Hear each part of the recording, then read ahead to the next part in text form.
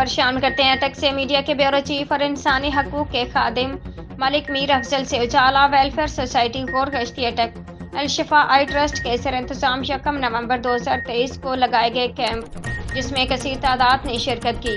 ایک camp government girls high school Ghorghushti میں لگایا گیا جس میں 516 طالبات اور 8 ٹیچرز کا چیک اپ کیا گیا۔ دوسرا camp government boys higher secondary school Ghorghushti میں لگایا گیا جس میں 359 طلبہ کا چیک اپ کیا گیا۔